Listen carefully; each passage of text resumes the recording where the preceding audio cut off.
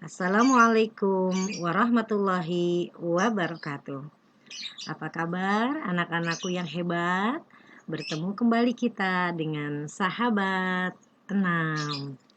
Hari ini kita akan mempelajari pembelajaran IPS kelas 6 tema 5 yaitu wirausaha. Sebelum pembelajaran dimulai, mari kita buka dengan membaca basmalah. Bismillahirrohmanirrohim.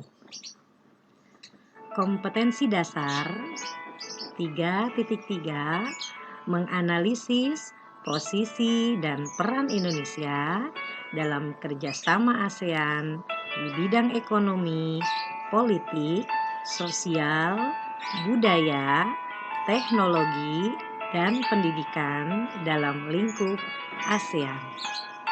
4.3 menyajikan hasil analisis tentang posisi dan peran Indonesia dalam kerjasama di bidang ekonomi, politik, sosial, budaya, teknologi, dan pendidikan dalam lingkup ASEAN. Kita perhatikan gambar berikut ini. Ini adalah gambar negara-negara anggota ASEAN yang berjumlah 10 negara. Kerjasama dalam bidang ekonomi yang dilakukan negara-negara ASEAN antara lain 1. Melakukan promosi-promosi dalam bidang pariwisata dan perdagangan. 2. Kerjasama di sektor industri. 3. Kerjasama di sektor perdagangan dengan membentuk kawasan perdagangan bebas ASEAN atau disingkat dengan AFTA. 4. Kerjasama di sektor jasa yang meliputi kerjasama di sektor transportasi, telekomunikasi, pariwisata, dan keuangan. 5. Membentuk kerjasama di bidang koperasi ASEAN. 6. Kerjasama di sektor komoditi dan sumber daya alam. Kita perhatikan sekarang apakah yang dimaksud dengan ekspor dan impor. Suatu negara tidak mungkin mampu menjalankan perekonomian dalam negeri tanpa bantuan dari negara lain. Oleh karena itu, negara-negara di dunia melakukan kerjasama dalam bidang ekonomi. Salah satunya melalui kegiatan perdagangan ekspor dan impor. Apakah itu ekspor? Ekspor merupakan kegiatan pengiriman barang ke luar negeri. Pihak yang melakukan ekspor disebut dengan eksportir. Impor merupakan kegiatan memasukkan barang dari luar negeri ke dalam negeri.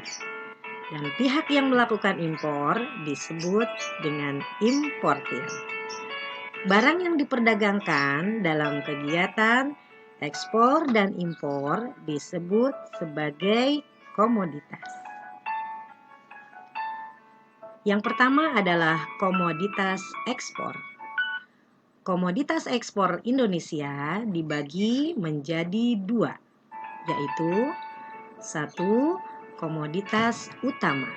Contohnya tekstil, elektronik, karet, kelapa sawit, hasil hutan, kopi, dan lain-lain.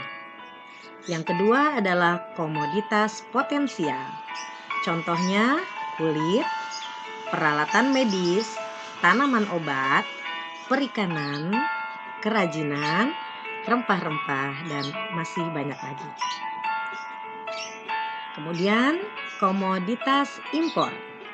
Indonesia mengimpor bermacam-macam komoditas dari berbagai negara. Contohnya adalah 1. Mesin-mesin pesawat mekanik. 2. Mesin peralatan listrik. Ketiga, plastik dan barang dari plastik. Yang keempat, besi dan baja. Yang kelima, bahan kimia organik. Yang keenam, kendaraan dan bagian-bagiannya. Berikutnya akan kita pelajari tentang masyarakat ekonomi ASEAN atau disingkat dengan MIA. MIA adalah sebuah sistem perekonomian yang melibatkan kerjasama antar negara-negara ASEAN. Sistem ini mengakibatkan adanya pola perdagangan lebih bebas di antara negara-negara tersebut. MIA disebut juga dengan AEC atau ASEAN Economic Community. MIA ini dibentuk dengan tujuan sebagai upaya dalam membantu pertumbuhan perekonomian negara ASEAN sehingga setiap negara ASEAN mampu memiliki perekonomian yang stabil, makmur, dan juga berdaya saing. Apakah pengaruh MIA ini? Dengan diterapkannya MIA, peluang tenaga kerja asing untuk mengisi berbagai jabatan serta profesi di Indonesia akan semakin terbuka.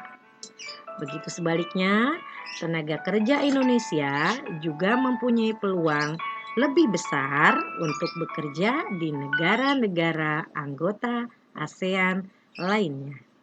Hal ini menandakan bahwa kualitas produk dan sumber daya manusia Indonesia harus terus ditingkatkan agar mampu ikut berpartisipasi bersama tenaga kerja asing. Apakah dampak positif dari MIA itu? Dampak positif dari MIA adalah yang pertama, membuka peluang lapangan kerja yang lebih besar. Kedua, membantu mengurangi pengangguran. Ketiga, menumbuhkan daya saing masing-masing negara ASEAN dalam bidang perekonomian. Berikutnya kita lihat dampak negatif dari MIA. Yang pertama adalah kalah saingnya tenaga kerja Indonesia dengan tenaga kerja asing. Kedua, MIA ini mengakibatkan terjadinya perekrutan tenaga kerja asing oleh berbagai perusahaan yang ada di Indonesia. Hal ini menyebabkan tenaga kerja lokal atau Indonesia tidak mendapat tempat di perusahaan-perusahaan yang ada. Demikianlah penjelasan tentang materi wirausaha. Semoga dapat bermanfaat untuk kita semua. Wassalamualaikum warahmatullahi wabarakatuh.